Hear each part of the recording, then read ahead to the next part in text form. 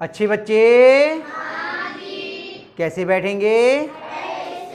बेटा आज हम लोग त्रिभुज के प्रकारों के विषय में पढ़ेंगे। जो अध्याय 5 चल रहा है त्रिभुज, इसमें हमने पहले पढ़ा था कि त्रिभुज क्या होता है। अब बीच में परीक्षाएं आ गई तो काफ़ी दिनों बाद ये अध्याय आगे बढ़ रहा है, तो एक बार हम लोग फिर से याद कर लें त्रिभुज क्या है। 3 सरल रेखाओं से घिरी हुई बंद ज्यामितीय आकृति को हम त्रिभुज कहते हैं। अगर हम इस त्रिभुज की बात करें तो इसमें कितने शीर्ष हैं? A B C. और त्रिभुज का नाम कहें तो हम कुछ भी कह सकते हैं, A B C, A B ए सी, कुछ भी नाम कह सकते हैं। भुजाएं कितनी है इसमें? 3। कौन कौन सी? ए सी या सी ए। इसमें कोण कितने हैं? 3। एक कोण ये है, एक ये है और एक ये है। इसका नाम लेंगे तो अगर एक बिंदु में कहेंगे तो कोण ए कह सकते हैं, और 3 बिंदु में कहेंगे तो क्या कहते हैं? बी ए सी या सी ए बी। ऐसे इसको कोण को क्या कहेंगे? कोण बी, या अगर 3 बिंदु में कहेंगे तो ए बी सी या सी बी ए। कोण को हम 2 तरीके से प्रदर्शित कर सकते हैं। फिर समझ लीजिए, यहां पर कुछ महत्वपूर्ण चीजें होती है वो समझना आवश्यक होती है। जैसे ये कोण है, इस कोण में 2 भुजाएं हैं, बी ए और बी सी, और एक शीर्ष है बी। अगर इस कोण का हम कहें नाम क्या है तो इस कोण का नाम हम कह सकते हैं कोण बी। केवल शीर्ष लिख दीजिए, शीर्ष क्या? बी है, ये इसका नाम हो गया। और अगर 3 बिंदुओं में नाम कहें तो क्या होगा? एक सिरे से शुरू कीजिए, कोण ए बी सी, या दूसरे सिरे से शुरू कीजिए, सी बी ए। और दोनों स्थितियों में देखिए शीर्ष बीच में है, शीर्ष बीच में होना चाहिए। ये तरीका होता है। तो 3 कोण हो गए, इसके 3 भुजाएं हो गई और 3 शीर्ष हो गए, और तीनों अंतःकोणों का योग कितना होता है? 180 अंश। और हमने बहिष्कोण भी बता दिए थे कि किसी भी भुजा को आगे बढ़ा दीजिए तो ये जो भुजा और बड़ी हुई भुजा के बीच का कोण है, ये क्या कहलाता है? बहिष्कोण। और ये बहिष्कोण शेष दोनों अंतःकोणों के योग के बराबर होता है। इतनी चीजें हम बता चुके थे। और त्रिभुज के तीनों अंतःकोणों का योग कितना होता है? 180 अंश। ठीक है, कितना होता है? 180। ये सारी बातें हमने पिछले अपने उसमें पीरियड में कर ली थी हम लोगों ने। अब इसके आगे हम लोग शुरू करते हैं त्रिभुज के प्रकार। देखो वो चार्ट भी लगा हुआ है आपका, त्रिभुज के प्रकार बना हुआ है ना, ये इसी का है। तो त्रिभुज के जब हम प्रकारों की बात करेंगे तो 2 आधारों पर हम त्रिभुज का वर्गीकरण कर सकते हैं, एक भुजाओं के आधार पर और दूसरा कोण के आधार पर। त्रिभुज का जो वर्गीकरण कर सकते हैं हम, यानी उसके प्रकार बता सकते हैं, 2 आधार पर बता सकते हैं। पहला है भुजा के आधार पर, भुजाओं के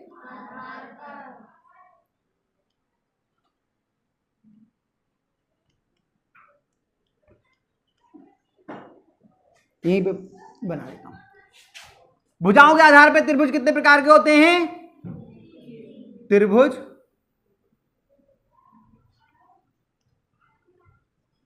3 प्रकार के होते हैं।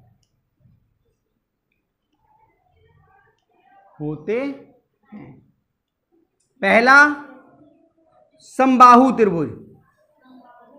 सम माने समान, बाहु माने भुजाएं, जिसकी सभी भुजाएं आपस में बराबर हों। वो त्रिभुज जिनकी सभी भुजाएं आपस में बराबर होती हैं उन्हें क्या बोलते हैं? समबाहु त्रिभुज। सभी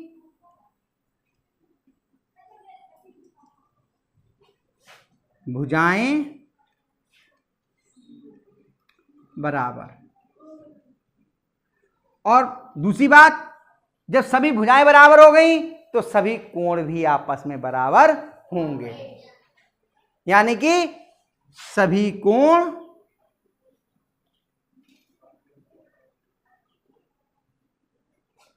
बराबर। और इनका मान कितना होगा भाई? तीनों कोणों का योग 180 होता है और तीनों ही बराबर हैं, तो कितने के हो गए? 60 अंश के। 60 + 60 + 60 तो अंतःकोण का मान कितना होता है इसमें? 60 अंश। कितना होता है? 60 अंश। सभी कोण भी बराबर हो गए।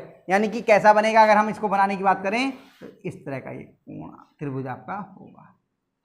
इसकी ये भुजा, ये भुजा, ये भुजा सब आपस में बराबर होंगी और प्रत्येक अंतःकोण कितना होगा? 60 अंश, 60 अंश और 60।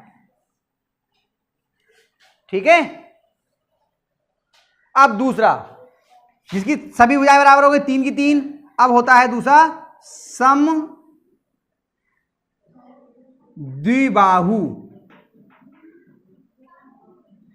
समद्विबाहु त्रिभुज।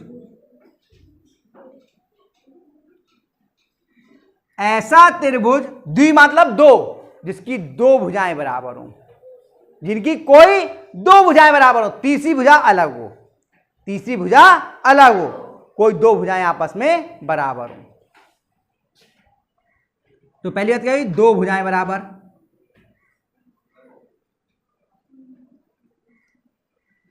मैं संक्षेप में लिख रहा हूं आपके लिए, आप इसमें पूरा विस्तार से लिख सकते हैं कि वे त्रिभुज जिनकी दो भुजाएं बराबर होती हैं उन्हें हम समद्विबाहु त्रिभुज कहते हैं, है ना। दो भुजाएं बराबर हुई। और दूसरी बात, जो भुजाएं बराबर हैं उनके सम्मुख कोण भी आपस में बराबर होंगे। दूसरा नियम क्या बना? बराबर भुजाओं के सम्मुख कोण बराबर। तो पहले बात समझ लो कि सम्मुख कोण कौन से होते हैं, ये हमने त्रिभुज में सीखा था। जैसे ये ए बी भुजा है, इसका सम्मुख कोण कौन सा होगा? सी। ए सी का सम्मुख कोण कौन सा होगा? और बी सी का सम्मुख कोण कौन होगा? ये सीखा था हम लोगों ने। तो अगर हमने कहा कि अगर ये कोई आपका समद्विबाहु त्रिभुज है, इसका नाम लिख दो का खा गा, तो इसमें कौन सी भुजाएं बराबर दिख रही हैं आपको? काखा और कागा। मान लो ये दोनों भुजाएं बराबर हैं, काखा और कागा आपस में, तो इनके यानी यहां पे लिखे काखा बराबर कागा, ये है। तो कौन कौन से कोण बराबर होंगे? काखा का सम्मुख कोण कौन सा है और कागा का सम्मुख कोण कौन सा है? तो यानी कि कोण गा जो है वो कोण खा के बराबर होगा, यानी ये कोण और ये कोण आपस में बराबर होंगे। समझ में आ गई ये बात भी? तीसरे प्रकार का,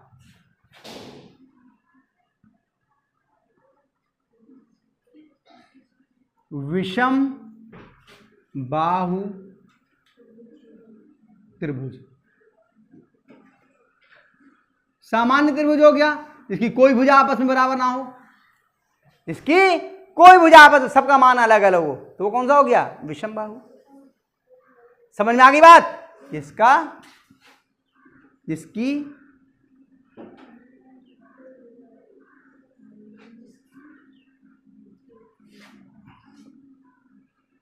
कोई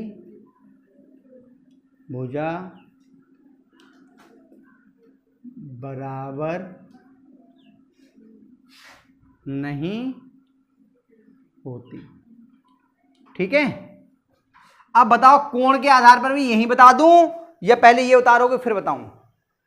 बताओ, बता दूं अभी तीसरा भी। फिर दूसरा, जो ये तो पहला प्रकार हुआ, ये गा हुआ ना, दूसरा हुआ कोण के आधार पर। दूसरा कोण के आधार पर,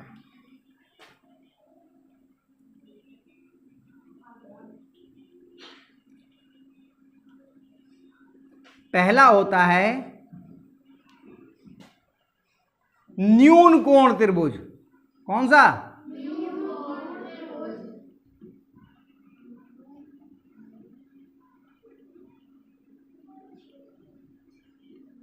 तो हमें पहले ये मालूम चाहिए न्यून कोण होता क्या है। तो कोणों के हमने प्रकार पढ़े थे, शून्य कोण, न्यून कोण, समकोण, अधिक कोण, बृहत ऋजु कोण, बृहत कोण और संपूर्ण कोण। ये कोणों के हमने प्रकार पढ़े थे। तो न्यून कोण क्या होता है? जिस कोण का मान 0 अंश से अधिक और 90 अंश से, 90 अंश ऐसा होता है ना, सीधा खड़ा हुआ एकदम, लंबाकार हमने सीखा है, इससे कम यानी ऐसे झुका हुआ हो हल्का सा, तो कौन सा होगा वो? न्यून कोण। जब सीधा खड़ा हो जाएगा तो वो समकोण हो जाएगा, हल्का सा झुका होगा तो कौन सा हो गया? न्यून, और ज्यादा हो गया तो अधिक कोण। ये तो पढ़ा है। न्यून कोण 0 से अधिक और 90 से कम। समकोण कौन सा? सीधा 90 अंश का। और अधिक कोण कौन सा? आपका 90 अंश से अधिक। तो जिस त्रिभुज के तीनों कोण न्यून कोण होते हैं, प्रत्येक कोण न्यून कोण हो, तो वो कौन सा कहलाएगा? न्यून कोण त्रिभुज। प्रत्येक कोण न्यून कोण, प्रत्येक कोण न्यून कोण यानी कि 90 अंश से कम होगा। हर कोण 90 अंश से कम। दूसरा, समकोण, समकोण त्रिभुज।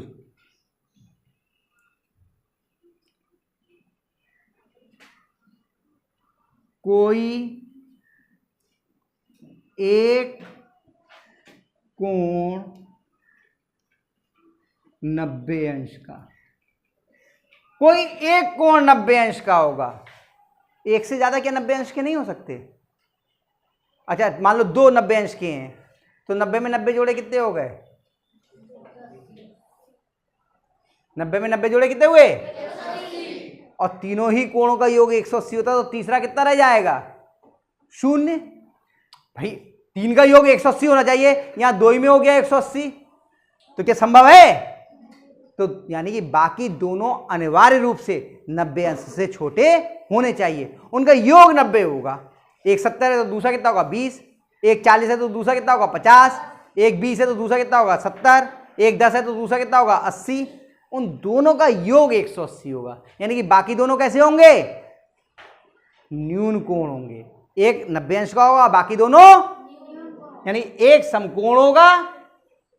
90 अंश के कोण का मतलब क्या हुआ? समकोण। और बाकी कैसे होंगे? सही है, बात समझ में आ गया? यानी इसकी रचना कैसे होगी? वो चित्र बना हुआ है, चित्र आप वहां से उतार लेना, क्योंकि ब्लैक बोर्ड पे जगह कम है, चित्र उसमें बना हुआ है ना चार्ट में, उससे उतार लेना आप लोग, है ना। तीसरा,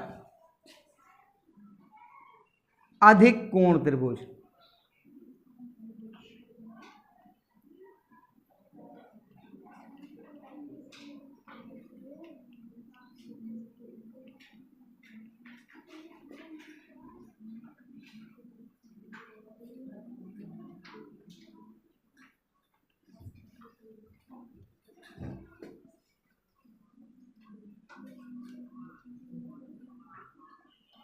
कोई एक कोण अधिक कोण होगा, यानी कि 90 अंश से अधिक एक कोण। कैसा बन जाएगा? इस तरह से बन जाएगा कुछ। मैं तीनों को या बल्कि यहां बना देता हूं चित्र।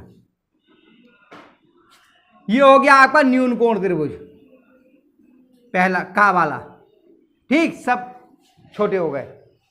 एक 90 अंश का, ये वाला, ये कैसा हो गया? समकोण, ये 90 अंश का हो गया, ठीक। और एक अधिक कोण हो गया, 90 अंश से ज्यादा खुल गया, तो ये कैसा हो गया? अधिक कोण त्रिभुज हो गया। अब ये बताओ, ये दोनों कैसे हुए? न्यून कोण होगा या नहीं होगा? यानी अगर एक अधिक कोण होगा तो शेष दोनों कैसे होंगे?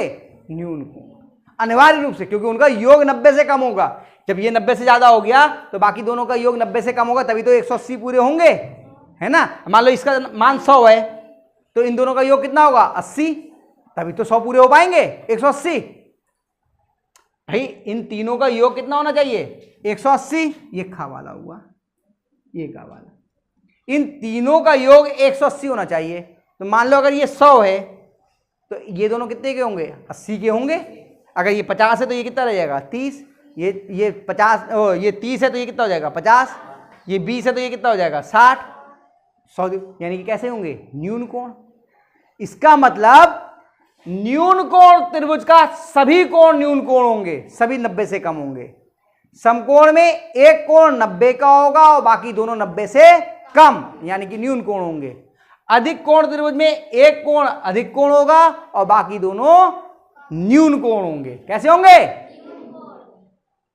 तो ये फर्क पड़ता है जब आप विद्यालय में होते हैं, कक्षा में होते हैं, तो जो बहुत सारी चीजें इसमें लिखी नहीं है, लेकिन मैंने आपको मौखिक रूप से बता दी। और जो बच्चे कक्षा में नहीं होते हैं उन्हें वो चीजें सुनने को नहीं मिलती, और वही चीज उनकी रह जाती है जिसकी वजह से उन्हें आगे समझ में नहीं आता। इसीलिए कहा जाता है विद्यालय रोज आइए। चित्र मैंने वहां पर भी बना रखे, चार्ट पे भी बने हुए हैं और इसमें भी बने हुए हैं। आप इन दोनों से मिलकर के चाहे पूरी परिभाषा के रूप में, चाहे ऐसे जैसे चाहे आप उतार लीजिए। इसके लिए उतारिए, फिर आगे बात करते हैं हम लोग।